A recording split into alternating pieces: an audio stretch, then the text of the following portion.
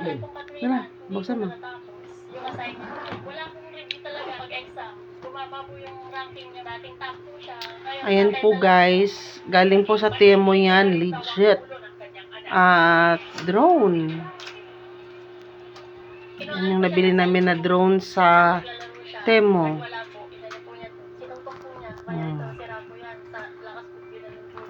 Depensa naman ni Carla sa paglalaro ng mobile games sa oras niya dahil sa labas, binubuli raw siya.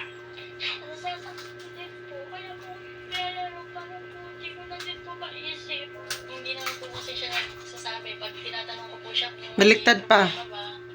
Baliktad pa. Hindi po nasusunod mo. Hindi rin siya titigil pag sa'yo na bulabugin ka niya. We don't know those people who play. Yung mga ibang tao doon, they tend to really scam or hack people for fun. Sa Roblox, ang kulang talaga doon is yung community guidelines. Wala masyadong child safety. Si Jennifer naman, mula Quezon City, hindi lang daw sumakit ang ulo sa anak na naadik sa Roblox. Umaray na rin daw pati ang kanyang bulsa. Dahil kasi sa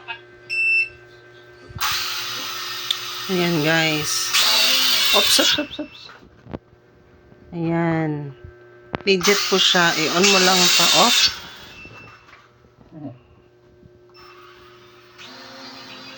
Oh, malakas po yung ano niya. Okay, baba mo na pa. Lakas ng hangin. Lakas ng hangin. Lakas ng hangin niya. Oh guys. Ang ganda po ng drone. Baba mo na pa.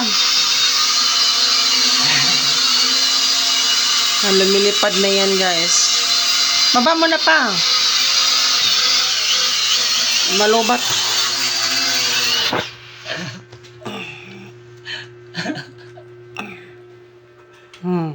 Legit siya.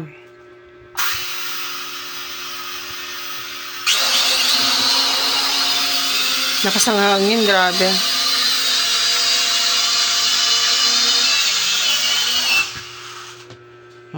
Okay na yun guys.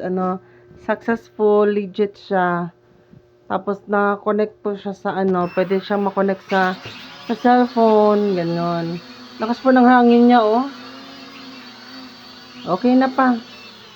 Tinalo niya yung yung pang-electric fan. Okay na, sige na. Hanggang dito na lang. Ayan po, legit Temo. Thank you. Ayan, patayin mo na yan pa. Thank you po.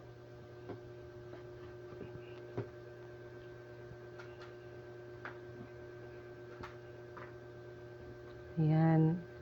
Lilikpit na namin kasi nakita namin na okay po yung yung items. Dandahan.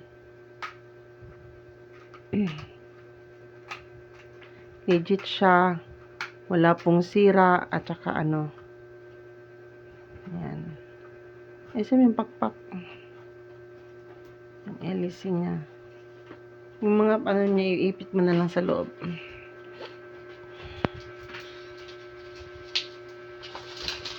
Hindi pa. Hindi ganyan. Ipasok mo sa loob kasi.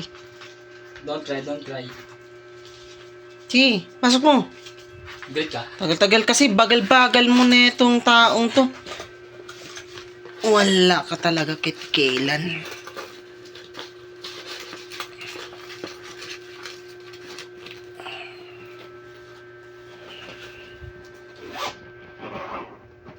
Okay, hanggang doon lang siya. Okay siya.